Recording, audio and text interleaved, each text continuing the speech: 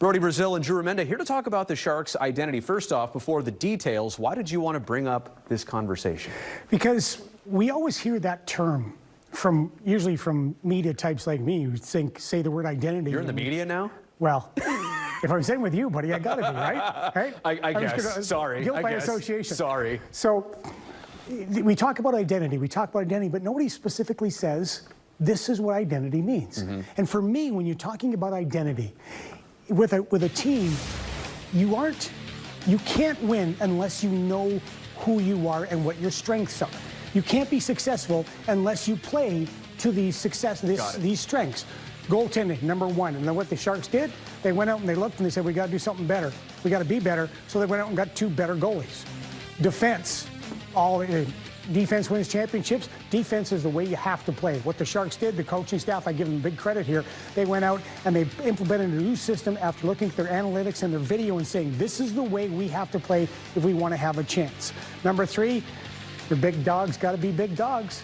As simple as that. And then the rookies, you have to be competent and confident, and you're getting that. So we're going to look at a few of those things and go forward with it. All right, so let's talk goaltending. Okay. Obviously, that is the backbone right down the middle of the ice.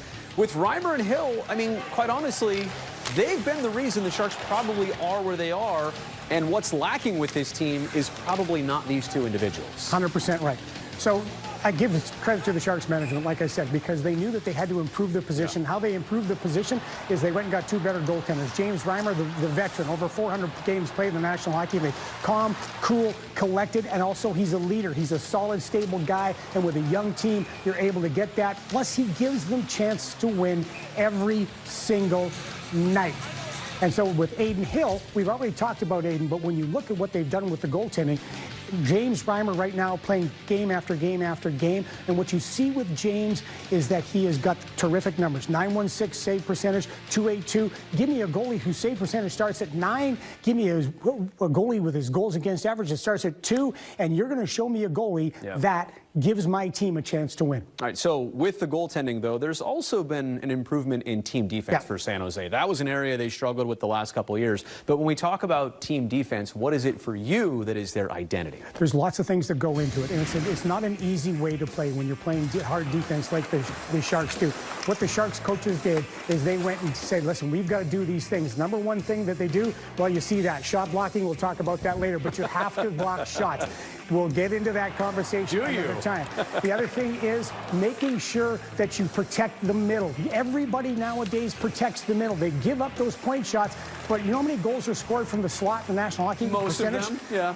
75% of the goals are scored from the slot, so you have to make sure you protect that. The other aspect is you have to be quick. You got to, if you're out there, Brody, you've got the puck. I can't be slow coming over here. I got to get over and I got to take the body. I got to be physical. And what the Sharks do, even though they don't, it's a hard way to play, you have to have those guys. And the guy that leads the way is Mario Ferraro. Mario Ferraro has got that juice. He told us a couple of weeks ago he has to be physical because that gives the team energy. And that's the way he plays. That's his identity. And that transfers over to the Sharks' identity. The number one thing is, though, if you don't play good defense and you're a team that can't outscore your problems, you're going to have some troubles. And the Sharks, I give the coaches tons of credit here. They've implemented a really strong system. Mario could be in our next topic here, the top guys discussion. But as we look at Timo, Hertl, Couture, and Burns, this is kind of a double-edged sword. These players have come through.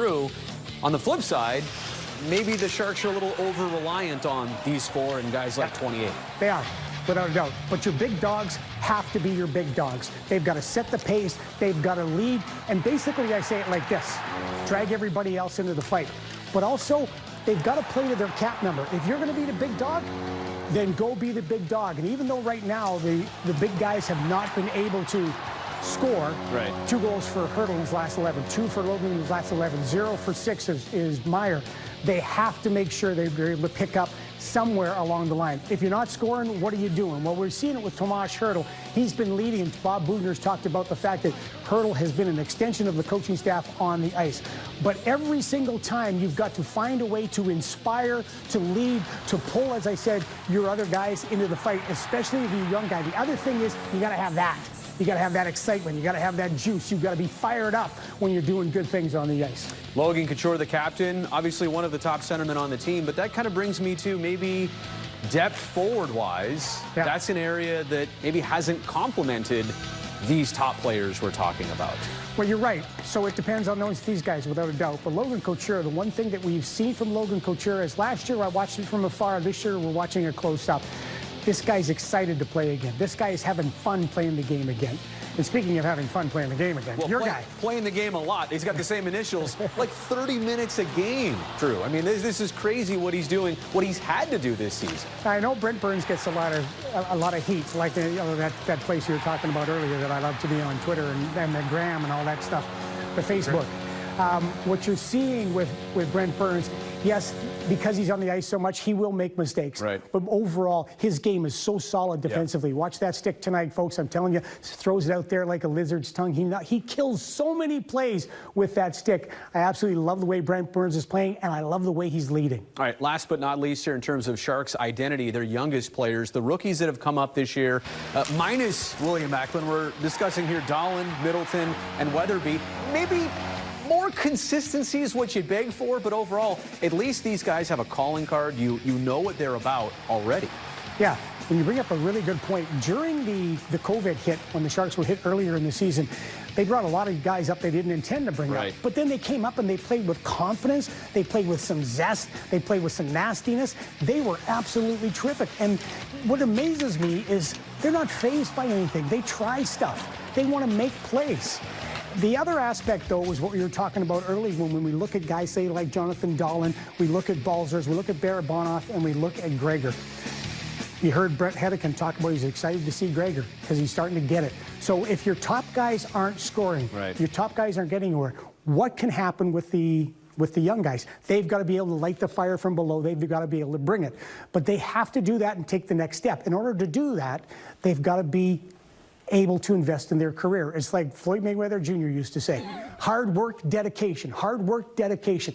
Brent Burns, Timo Meier, we're seeing it with Timo, Tomas Hertl, Logan Couture have all put that hard work and dedication in. They've invested in their careers, and that's how they were able to take the step to be the top dogs, the big dogs.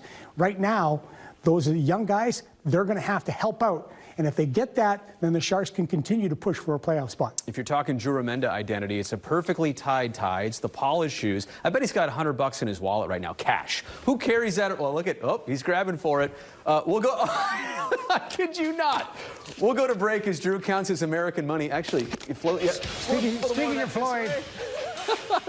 I was not even surprised that actually happened. Our final segment right around the corner. We will chat with Timo Meier. We'll take a look around the Pacific Division and the game broadcast as soon as I pick up these hundreds.